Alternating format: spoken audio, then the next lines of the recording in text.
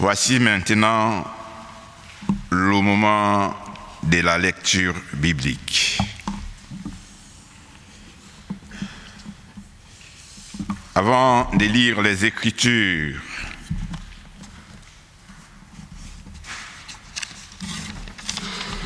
c'est le texte du jour sur lequel nous allons partager ce matin, figure dans Matthieu,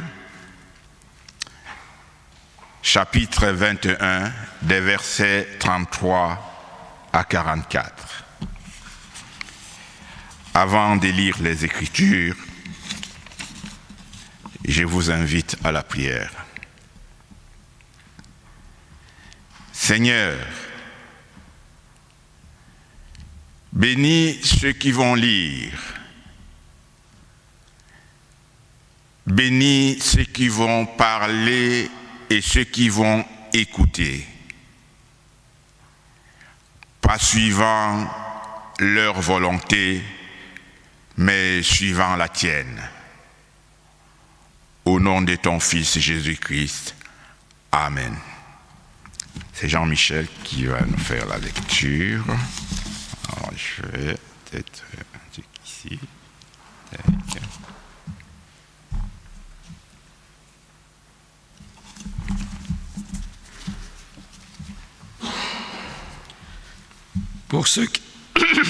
Pour ceux qui ont la Bible, nous allons lire Matthieu, chapitre 21, versets 33 à 44. Écoutez une autre parabole. Il y avait un homme, maître de maison, qui planta une vigne. Il l'entoura d'une haie, y creusa un pressoir et bâtit une tour. Puis il la ferma à des vignerons et quitta le pays. Lorsque le temps de la récolte fut arrivé, il envoya ses serviteurs vers les vignerons pour recevoir le produit de sa vigne. Les vignerons, s'étant saisis des serviteurs, battirent l'un, tuèrent l'autre et lapidèrent le troisième. Il envoya encore d'autres serviteurs en plus grand nombre que les premiers, et les vignerons les traitèrent de la même manière. Enfin, il envoya vers eux son fils en disant « Ils auront du respect pour mon fils ». Mais quand les vignerons virent le fils, ils dirent entre eux « Voici l'héritier, venez, tuons-le et emparons-nous de son héritage ». Et ils se saisirent de lui, le jetèrent hors de la vigne et le tuèrent. Maintenant, lorsque le maître de la vigne viendra, que fera-t-il à ces vignerons ? Ils lui répondirent, il fera périr misérablement ces misérables, et il affermera la vigne à d'autres vignerons qui lui en donneront le produit au temps de la récolte. Jésus leur dit, n'avez-vous jamais lu dans les Écritures ? La pierre qu'ont jetée ceux qui bâtissaient est devenue la principale de l'angle. C'est du Seigneur que cela est venu. Et c'est un prodige à vos yeux, à nos yeux. C'est pourquoi, je vous le dis, le royaume de Dieu sera enlevé et sera donné à une nation qui en rendra les fruits. Celui qui tombera sur cette pierre s'y brisera, et celui sur qui elle tombera sera écrasé.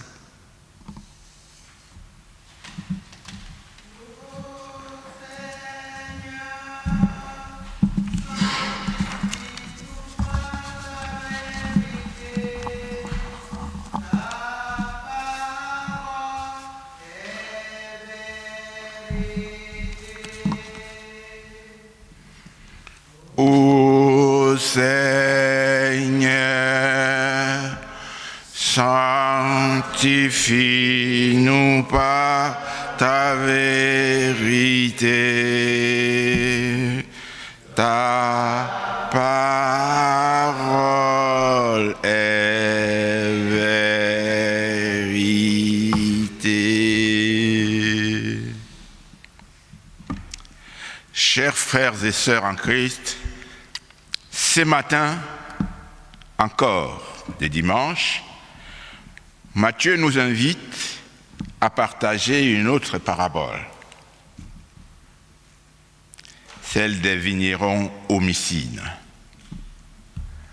Dans cette parabole, ce n'est pas la vigne qui cause problème cette fois, comme on peut lire dans Ésaïe 5, versets 1 à 7. Je te chante pour mon ami, le chant du bien-aimé et sa vigne, et ainsi de suite, et ainsi de suite. Mais cette fois, ce sont plutôt les vignerons, malgré le confort que la vigne leur offre. Le propriétaire a bien pris soin de choisir ce qui donne le meilleur fruit, d'entourer sa vigne d'une grande clôture pour la préserver des agressions extérieures, d'y creuser un pressoir pour mieux extraire le fruit de la récolte, et enfin de construire une tour moderne, et non pas une hutte en bois comme à l'époque, pour la surveillance de la vigne.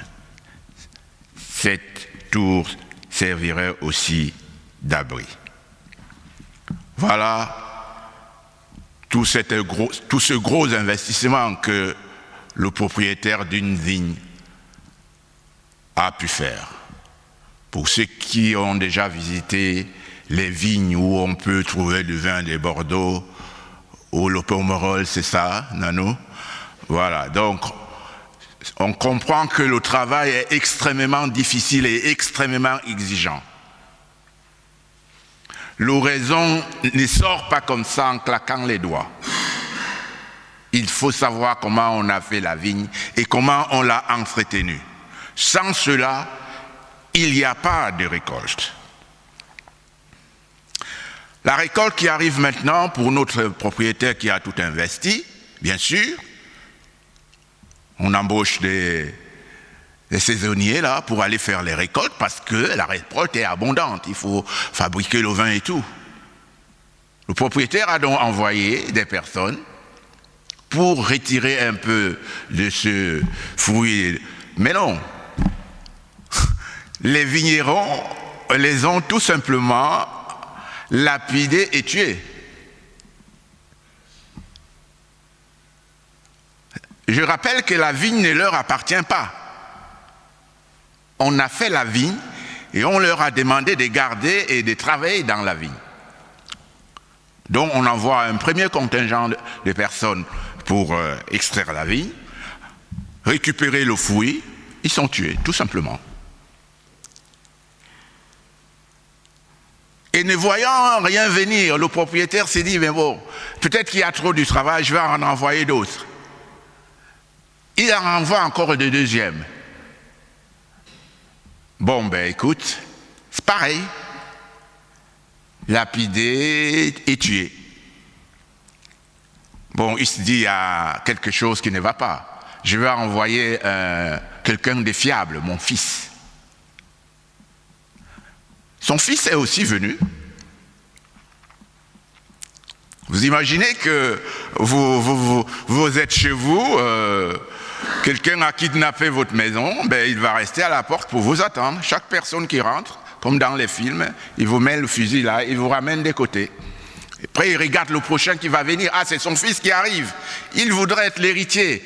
Il arrive. Dès qu'il rentre, paf, tué. Voilà. Maintenant que tout le monde est mort, les vignerons homicides peuvent avoir l'illusion que la vigne peut leur appartenir. Mais ils n'ont fait aucun effort pour faire quoi que ce soit dans la vigne. Le maître, le propriétaire, ne voyant rien venir, il vient lui-même, bien sûr. C'est là aussi on commence rien. Il viendra lui-même. Il trouve que tout le monde est tué. Il leur pose la question.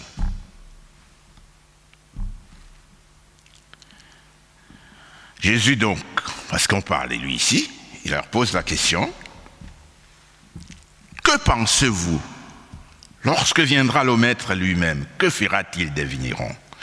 Il demande ça effectivement aux personnes qu'il a trouvées là, qui sont les pharisiens. Il leur demande, mais que pensez-vous que je dois faire de vous? C'est la question. C'est là où il faut quand même dire que l'honnêteté des pharisiens est à noter ici. Parce qu'ils vont répondre. Que fera-t-il des vignerons quand le propriétaire viendra et trouver qu'on a tué tout le monde, y compris son fils? Les pharisiens lui répondirent alors, il fera périr misérablement ces misérables, et il donnera la vigne en fermage à d'autres vignerons qui lui remettront le fruit en temps voulu. Il les fera périr misérablement ces misérables. C'est-à-dire que même on dirait qu'il les fera périr plusieurs fois. Parce qu'eux aussi, même comme ils ont compris que c'est d'eux qu'on parle, ils voient que cette situation saute aux yeux. Donc dans cette parabole, comme bien sûr Jésus parlait en parabole, on décortique un peu pour comprendre. La vigne dont Jésus parle ici représente le peuple d'Israël, avec lequel Dieu a établi son alliance indéfectible, et surtout le raisin qu'elle porte, cette vigne. Le raisin qui est ici le symbole de l'amour que Dieu a pour ce peuple. Quant aux vignerons, homicides, ils représentent les pharisiens et les autres chefs religieux qui ont maltraité, tué et lapidé les prophètes que leur envoyait Dieu pour affermir et fructifier l'alliance avec son peuple. Ceux-là même avec qui Dieu comptait pour la meilleure redistribution du raisin récolté à toutes les couches de la population de son peuple, ont tout gardé pour eux. Ici, pour eux, le partage n'est pas à l'ordre du jour. On t'a confié un patrimoine, c'est lui qui l'a confié, tu le tues et tu veux t'approprier le patrimoine. Dans la société dans laquelle nous vivons, ces situations se passent aussi. Quand on voit dans quelle situation certains héritages peuvent se trouver, où on veut soustraire les vrais héritiers pour toucher le fruit de l'héritage. Dernièrement, je lisais qu'un notaire était incriminé pour de tels faits.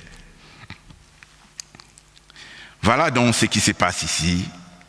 Maintenant, il y a quand même des questions à poser. Si la vigne représente le peuple d'Israël, le peuple choisi par Dieu, à qui doit-on la confier, comme disent les pharisiens? Est-ce qu'on confiera le peuple d'Israël, qui est la vigne, qui est le peuple choisi par Dieu, à une autre entité, y compris aux personnes qui sont non-juifs? Non-juifs. Si oui, à qui et pourquoi on le ferait? La même question peut se poser. Pourquoi on ne le ferait pas? Comment peut-on expliquer si on ne le fait pas?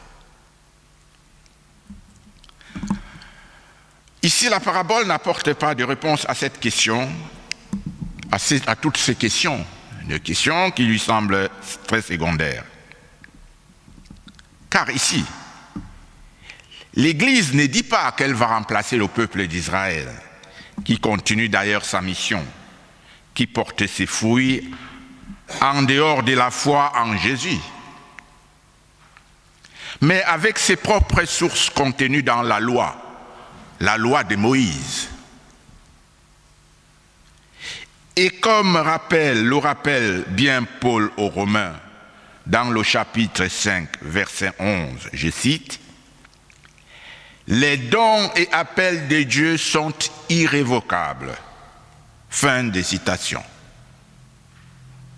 Dieu ne donne pas comme ça pour venir prendre de l'autre côté, comme certains, comme le fisc et les autres. Dieu donne définitivement, parce qu'il donne avec amour. Je ne suis pas contre le fisc, bien sûr. Mais maltraiter, tuer et lapider les serviteurs de Dieu, et en plus son fils unique, ça ne peut pas rester sans conséquence. S'ils finiront, meurtriers finiront donc comme ils ont vécu, c'est-à-dire emportés par la violence. C'est pour cette raison que Jésus continue en leur disant, « N'avez-vous jamais vu dans les Écritures la pierre rejetée par les bâtisseurs, c'est elle qui est devenue la pierre angulaire. C'est là l'œuvre de Dieu. Quelle merveille à nos yeux. Celui qui tombera sur cette pierre sera brisé. Et c'est celui sur qui elle tombera l'écrasera. Dans tous les cas, la pierre, il ne faudrait pas la tenter. Mais pour nous, frères et sœurs, qui sommes ici ce matin, y compris ceux qui n'ont pas pu venir, aussi tous les autres qui croient en Dieu par son Fils Jésus. C'est ici que la mort de Jésus hors de Jérusalem, à Golgotha, rappelons-nous, parce que cette cité était devenue le tombeau de tous les prophètes envoyés par Dieu. C'est pour cela que la mort de Jésus hors de ces lieux et surtout sa résurrection libère nos péchés par son sang. Voilà une mort bénéfique. Ce n'est pas la nôtre, parce que ça m'étonnerait que les gens puissent être d'accord. On ne sera jamais d'accord de voir un de nôtres disparaître. Parce que le bénéfice, nous ne le voyons pas. Mais le Christ, lui, il est ici, dans ces processus de la mort, qui est suivi de la résurrection, pour ouvrir la lumière au-delà de la vigne, qui est enclôturée, qui va permettre que maintenant, même les nations païennes non juives puissent partager cette lumière et suivre l'office de l'homme, l'office des dieux.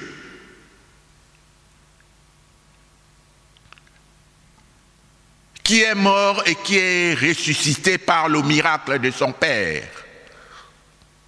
Voilà ici tout ce qui nous interpelle, nous, comme chrétiens.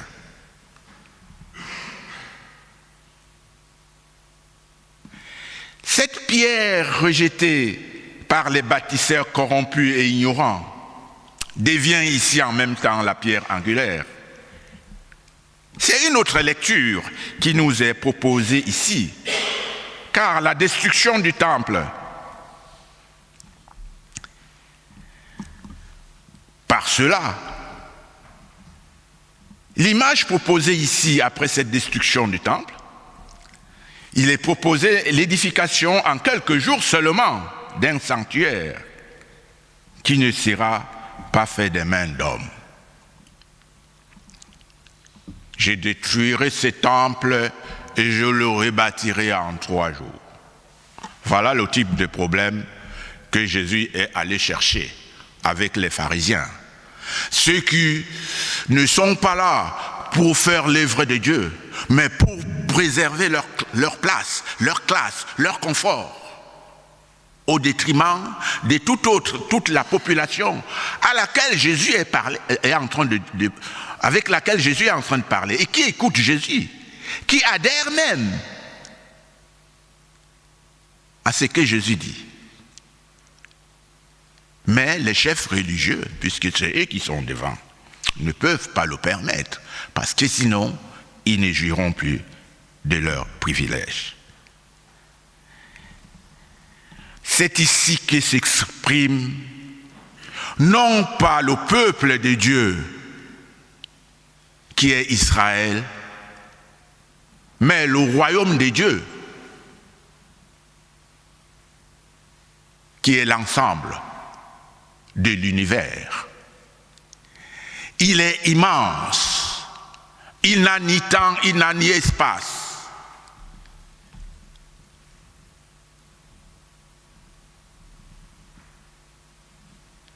Parce que ici,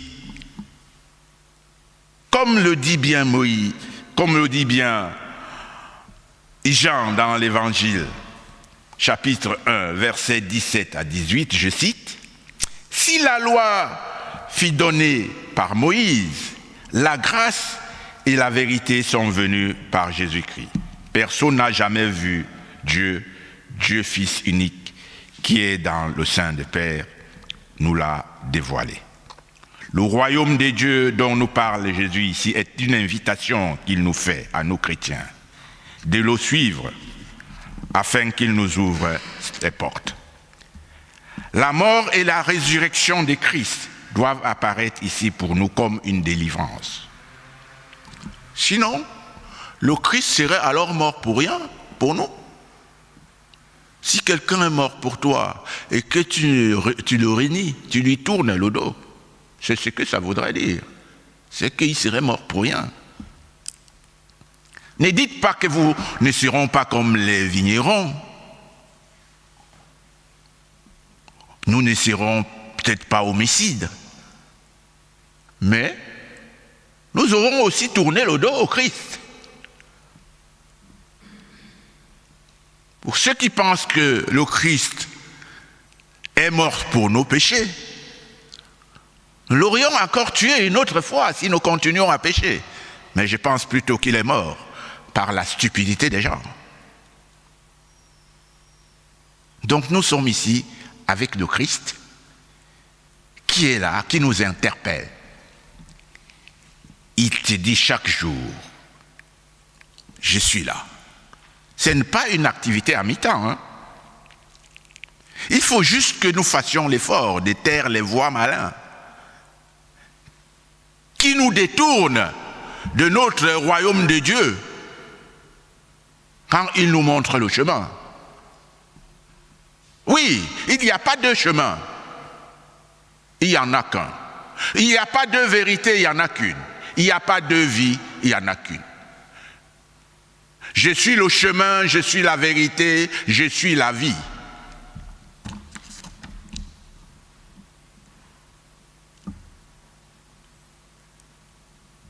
Celui qui veut arriver à mon Père doit passer par moi.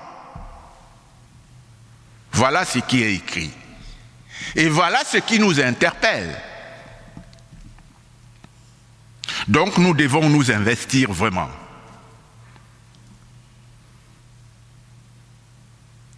Et en cherchant ces royaumes et Dieu,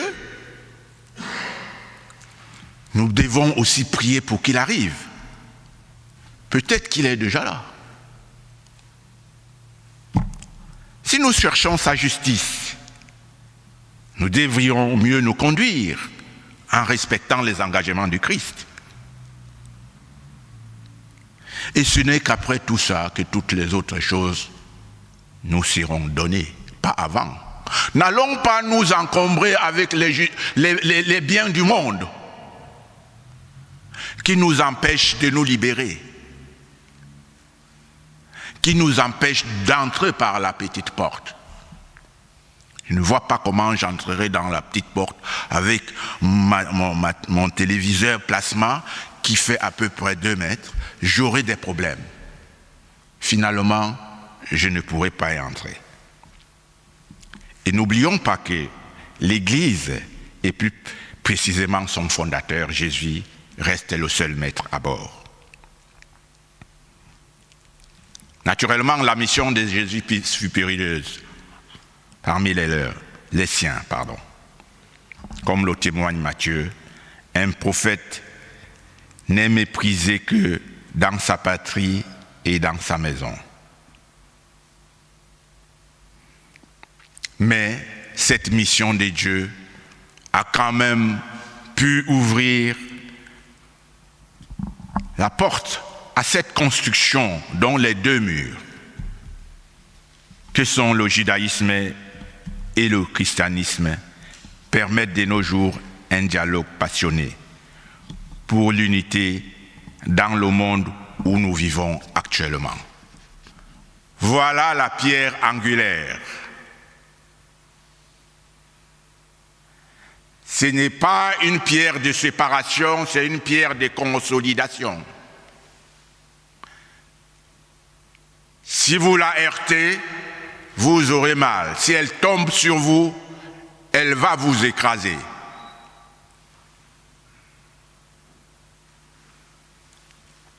Chers frères et sœurs en Christ, nous ne sommes peut-être pas toujours très fidèles, mais ça, ce n'est pas un problème. L'idée, c'est de suivre, c'est de travailler. Si nous sommes dans le monde extérieur où les expériences ne nous ouvrent pas la porte à une fidélité permanente, cela ne doit pas nous exclure de travailler tous les jours. Ne soyons pas non plus ces hyper-chrétiens qui pensent détenir la vérité sur le Christ, peut-être parce qu'ils viennent au temple tous les dimanches, peut-être parce qu'ils savent prier, peut-être parce qu'ils traînent des foules. Ils pensent donc faire un super vin avec du raisin venant de la vigne. Et des fois, ils se saoulent aussi avec ce vin-là pour dire qu'ils sont enivrés par Dieu ou des dieux. Ce n'est pas ça le message du Christ.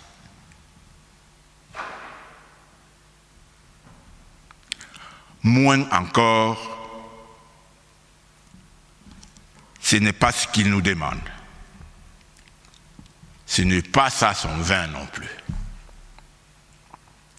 Tâchons au contraire de ne pas rendre la mort du Christ vaine.